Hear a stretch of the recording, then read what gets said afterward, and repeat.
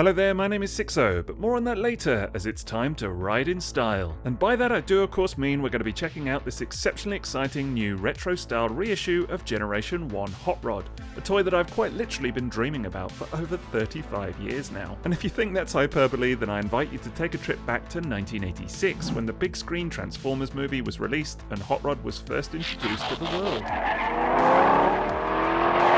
Despite making a few errors in judgment along the way, Optimus, forgive me. The lad went on to prove that he had potential all along and won the hearts of a whole generation of kids in the process, mine included. It's fair to say that I spent many of my formative years slightly obsessed with this film, with my well-worn VHS copy an absolute mainstay of Saturday morning activity, week in, week out. The 1986 Hot Rod toy was also a real favourite of mine at the time, and continues to hold such lofty status even today. But there's always been one thing about it that arguably could have been improved upon: the colour. Yes, where the Hot Rod we saw on screen was an eye-searingly stunning shade of hot pink, that all changed when the character was translated into plastic, with the powers that be evidently bottling it at the idea of a so-called boys' toy line offering up one of their main stars in such a colour, so he was summarily switched to a more stereotypically rugged red instead. Things weren't so bad though, as ultimately the toy that we got was still an outright banger no matter the colour scheme, but the situation was made more confounding once you glimpsed some of the catalogues that were doing the rounds at the time. No, do not adjust your screen settings. That is indeed a pink prototype of the Hot Rod toy we've all known and loved all these years, although sadly not in a colour that ever made it to market. Now, in case you're wondering if it's just the lighting in that catalogue shoot, here's that same prototype figure up close, where it's quite clearly a colour significantly closer to its screen counterpart and a world away from the deep red we ended up getting, making the absence of a pink Hot Rod toy all the more palpable. It was very common for the toys in these vintage catalogues to be pre-production samples at the time, and it's certainly not the only one from the 80s that's caused intense confusion over the years, but arguably this particular example remains one of the most memorable, having contributed to a lifetime of pining in many fans' minds. Well, finally, here we are, as the folks at Hasbro have made dreams come true and unveiled a pink G1 Hot Rod after all these years. Something that, honestly, I still can't quite believe is actually happening. Last thing before we begin, today's review is brought to you by TF Source, so I'll throw a link to their site in the video description below. I'd also be very grateful if you could leave me a like for this video, please, and subscribe to the channel if you haven't already. Also in the description is a link to my Patreon, where in exchange for your support you can get access to a ton of perks, including exclusive galleries and early access to videos such as this. Finally, there's a link to my Redbubble store, where you can pick up a huge range of different designs, including loads of my photos across all kinds of different merch. So, Retro G1 Hot Rod is here, and my word, the box is looking absolutely delicious, with so many nods towards the classic era of Transformers toys and the 1986 movie specifically. Of course, front and centre is the lad himself, looking hot as all hell with some amazing artwork showing off the screen-accurate pink styling that awaits us within. And before we all feel the need to break out the Pantones and quibble over the precise hue at play here, if you feel more comfortable calling it magenta or fuchsia or whatever else, then by all means have at it. Meanwhile, I'm out here living my best pink fantasy and loving every second of it. What else is notable about this artwork is that it quite clearly resembles the Studio Series Hot Rod toy much more than its vintage counterpart, which is potentially a sign that those rumours of a pink repaint for the new design weren't entirely off the mark, even if what we ended up getting was a red G1 toy-inspired affair in the end. Up top, the box has the iconic Transformers flap, as found on all the comparable packaging from the 80s, now complete with the classic 1986 movie logo, here shaded with a pink accent to match the toy in question. On top of the box itself, you'll find a 4-step photographic transformation sequence, which is another key nod to the Transformers packaging of yore. There's more of that on the reverse, with a familiar looking tech spec design, including Hot Rod's traditional motto and function all represented, albeit in a slightly updated format. Of course, with this packaging being free of single-use plastic, there's no transparent window to see the toy inside, which is something that I know continues to cause the occasional grumble. But for my part, it's a very small price to pay in the name of better looking after the planet. On with the ceremony, and let's get this guy out of the box at long last. You'll find Hot Rod tied to a cardboard in a tray, where it's a simple matter of removing him before he's ready to be admired, not forgetting the 2 guns that are packaged inside a roll of paper in a manner that had me hankering after fish and chips for some reason. Anyway, why settle for a peek when you can admire this thing in all its glory, with that vehicular mode presenting beautifully right out of the box. Full disclosure, this still holds up as one of my personal favourite Transformers toys of all time, regardless of how much rose-tinted nostalgia might be fueling such a statement. So seeing it now realised in such a gorgeous new colour scheme is a thrill beyond belief. In many ways, I maintain that few Hot Rod designs from subsequent years even come close to matching the sheer majesty of this original effort in its alternate form, with the proportions, clean design, and stylishly simple presentation proving to be a winning combo, whatever the palette. What's great here is that the mould has seemingly held up well despite its many uses, as the car mode feels snug and clipped together beautifully, with the various panels all looking appropriately flush. Still, there's a sense of new life here, with that outrageously eye-catching updated colour scheme being almost too good to be true. The hues on offer are so saturated and purposeful that genuinely it feels like a dream just looking at this thing in hand. I can't quite believe it's real. Even the translucent blue windshield is slightly more vibrant than found on the vintage version of this design, clashing epically against the new pink finish on the body. Then there's the irresistible orange bonnet with the striking new flame motif, which here is painted directly onto the toy as opposed to being the more traditional decal on the vintage version. The bold colours and finish really help to fit the anime styling of this retro re-release and look simply stunning to my eye. One aspect that some fans will be less keen on is the bare grey plastic found on the engine block and exhaust pipes, a solution that's been favoured here over the chrome typically seen on this toy design. Clearly it's an attempt to steer closer to the cartoon accurate aesthetic, and I have to say it does work well in that regard. Still, I can't help but miss the chrome and wonder what it might have looked like otherwise. Another slight oddity is the presence of the moulded recess for a rub sign, even though the gimmick itself is nowhere to be seen. No doubt Hasbro didn't fancy retooling this section, as I guess it would then eliminate the rub sign being included in any potential future releases of the mould. What's unlikely to disappoint though is the presence of rubber tyres, immediately making this modern re-release feel more in step with its forebears and bringing a sense of classic quality to the table.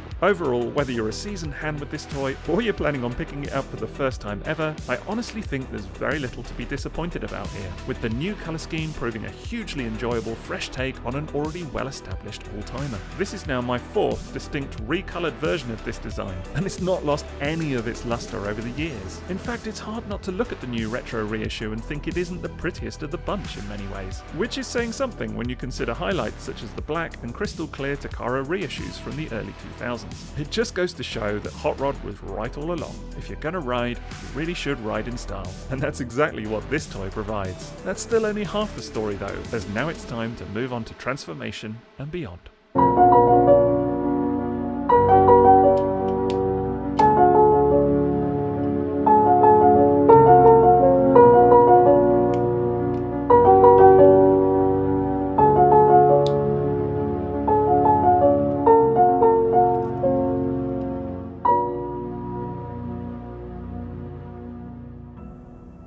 Transformation done, and wow, it's fair to say that this toy remains as enjoyable as ever to flip between modes. Whenever I think of fun and engaging transformation schemes, G1 Hot Rod is a design that's never far from my mind, which has been cemented for me since I gifted one of my vintage copies to my son. Seeing him endlessly contort it back and forth has brought me almost as much joy as it has him, and has reminded me just what a sense of magic is baked right into this thing. That's exemplified perfectly here by the click-clack precision in elements such as how the legs slide out, or in how the chest folds down and slots solidly into place. Everything works exactly as it should and is a simple joy to manipulate. Then there's the uber satisfying backpack twist, which remains one of my all-time favourite transformation steps on any toy to this day. Along with some of this mould's best reissues over the years, Retro Hot Rod possesses a hugely gratifying definitive click into place at both the main orientations and the 90-degree point, making for a very tactile experience overall. Ultimately, it's a straightforward but hugely enjoyable process that leaves you with a toy you'll want to change between modes over and over.